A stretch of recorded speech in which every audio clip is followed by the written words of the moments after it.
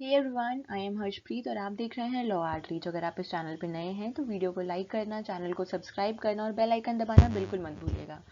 तो चलिए बिना एक भी मिनट वेस्ट करे हुए हम लोग स्टार्ट करते हैं। और दो सिंपल सेंटेंसेस में, जैसे हम लोग डेली लाइफ में स्टोरीज डिस्कस करते हैं, मैं आपको दो सिंपल सी स्टोरीज बताऊंगी। आप वो स्टोरीज अपने दिमाग में रखिए और आपको पूरे चैप्टर्स 20 चैप्टर्स ऑफ भारतीय न्याय संहिता 2023 आराम से याद हो जाएंगे। याद करने का ये मोटो नहीं है कि मैं आपको रटना सिखा रही हूँ, लेकिन हम लोगों को अपने आंसर को इफेक्टिव बनाने के लिए किसी भी कम्पिटिटिव एग्जाम में, स्पेशली लॉ से रिलेटेड कम्पिटिटिव एग्जाम में, कुछ बेसिक चीज़ें याद होनी चाहिए कि वो हम अपने आंसर में मेंशन करेंगे तो एक अलग इम्पैक्ट पड़ता है। एग्जामिनर को भी लगता है कि हाँ, बच्चे ने अच्छे से पढ़ा है, उसे कुछ चीज़ें याद हैं।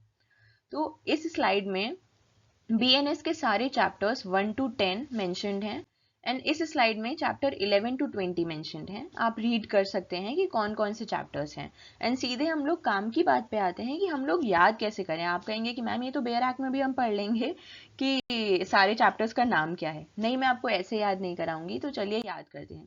पहले हम लोग 10 चैप्टर्स याद करते हैं। ये जो भी सेंटेंस मैंने लिखा है इसको सिंपल स्टोरी की तरह याद रखिएगा। मैंने हर चैप्टर से कुछ स्पेसिफिक वर्ड्स लिए हैं और वो वर्ड्स से इंक्लूड करके मैंने एक सिंपल सी स्टोरी बना दी है। ऐसी ही स्टोरी जैसी हम लोग डेली लाइफ में अपने घर में अपने फ्रेंड्स के साथ डिस्कस करते हैं। आप ये स्टोरी याद रख लेंगे और ऑर्डर वाइज याद रखेंगे तो आपको सारे चैप्टर्स याद हो जाएंगे ऑटोमेटिकली। बस ये स्टोरी अपने दिमाग में सिंपल सी याद रखिएगा।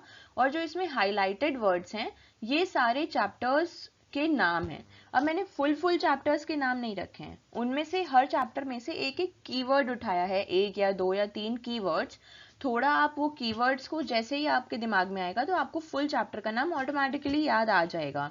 लॉ स्टूडेंट्स हैं हम लोग तो इतना तो हमारा दिमाग काम करना ही चाहिए। नहीं कर रहा है तो कोई ना कोई प्रॉब्लम है, डिफेक्ट है अपने दिमाग में, आप चेक कराइए। तो पहली स्टोरी ये है। प्रीलिमिनरी एग्जाम में कम मेहनत करने की ये पनिशमेंट मिली मुझे कि अब मेंस में मुझे कोई एक्सेप्शंस नहीं मिलेंगे। और अबे पता है, एक क्रिमिनल कॉन्स्पिरेसी करते पकड़ा गया वुमेन एंड चाइल्ड के अगेंस्ट, जिसने उनकी पूरी ह्यूमन बॉडी को अफेक्ट कर दिया। इन सब के लिए स्टेट भी कुछ नहीं कर सकती और ना ही आर्मी, नेवी एंड एयरफोर्स कुछ कर सकता है। पर इलेक्शंस में सब जीत जाते हैं कॉइन्स एंड करेंसी नोट्स की वजह से। देखिए कितनी सिंपल सी स्टोरी है। आप इसको मतलब रेगुलर स्टोरीज जैसे याद रख सकते हैं। अब इसमें preliminary chapter 1, punishment chapter 2, exceptions से आप याद रख सकते हैं चैप्टर 3, अबे से मैंने अबेटमेंट में से अबे निकाला है, abetment criminal conspiracy chapter 4, women and child से चैप्टर 5, फिर ह्यूमन बॉडी चैप्टर 6, स्टेट से अगला chapter, army navy and air force से नेक्स्ट चैप्टर, इलेक्शन से 9th chapter and coins and currency note से आप 10th चैप्टर याद रख सकते हैं। आपको BNS के 10 चैप्टर्स का नाम यूं याद हो गया। आइए अब हम लोग आगे के 11 to 20 चैप्टर्स याद रखते हैं। इसके लिए भी एक स्टोरी है।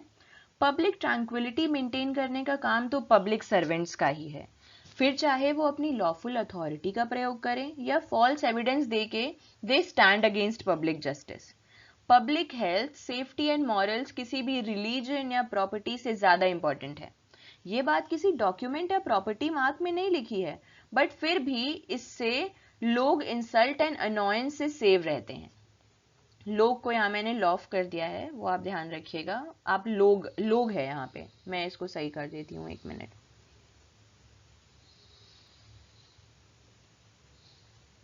ये है लोग, ठीक है। तो बस ये सिंपल सी चीज है कि आप इससे याद रख सकते हैं। पब्लिक ट्रैंक्विलिटी से चैप्टर 11, पब्लिक सर्वेंट्स चैप्टर 12, फिर इसमें लिखा है पब्लिक सर्वेंट्स ही अपनी लॉफुल अथॉरिटी से, मतलब lawful authority of public servants का जो चैप्टर है वो चैप्टर 13, फिर फॉल्स एविडेंस और अगेंस्ट पब्लिक जस्टिस वाला चैप्टर नेक्स्ट है, public health, safety and morals उसका next chapter, offences relating to religion उसका next chapter, offences relating to property उसका नेक्स्ट चैप्टर, डॉक्यूमेंट या प्रॉपर्टी मार्क उसका नेक्स्ट चैप्टर, फिर जो defamation, insult, annoyance, criminal intimidation वाला chapter है उसमें से मैंने कुछ ये कीवर्ड्स ले लिए हैं, वो ये 19th चैप्टर है। और ये रिपील एंड सेविंग्स से सेव लिया है मैंने, ये 20th चैप्टर है। देखिए आपको पूरे 20 चैप्टर BNS के कितनी जल्दी याद हो गए। और अगर आपको याद हो गए हैं तो मुझे बताइएगा कि आपको और ऐसी ट्रिक्स चाहिए कि नहीं, तो मैं ऐसी ट्रिक्स पे वीडियोस बना दूंगी, क्योंकि पर्सनली मुझे लॉ मेमोराइज करना बहुत टफ लगता है, तो मैं ऐसी खुराफाती ट्रिक्स बनाती रहती हूँ। आपको अच्छी लगी तो ज़रूर बताइएगा, एंड और ऐसी चाहिए तो वो भी ज़रूर बताइएगा। एंड वीडियो एंड तक देखा है और आपको कुछ भी नॉलेज मिली है तो अपने फ्रेंड्स के साथ ज़रूर शेयर करिए, जो भी किसी भी कम्पिटिटिव एग्जाम की तैयारी कर रहे हैं या जो लॉ स्टूडेंट्स हैं, LLB कर रहे हैं, अपने कोर्स के ड्यूरेशन में हैं। And please don't forget to subscribe my YouTube channel, क्योंकि पढ़ाई के बीच में से टाइम निकाल के जैसे मैं पढ़ती हूँ खुद, वही सेम टेक्निक्स आप लोगों से शेयर करना, it takes a lot of effort, right. Presentation बनाओ एंड टाइम निकाल के वीडियो बनाओ, तो आपके एक सब्सक्राइब, एक कमेंट, एक लाइक से बहुत मोटिवेशन मिलता है। Thank you and have a nice day.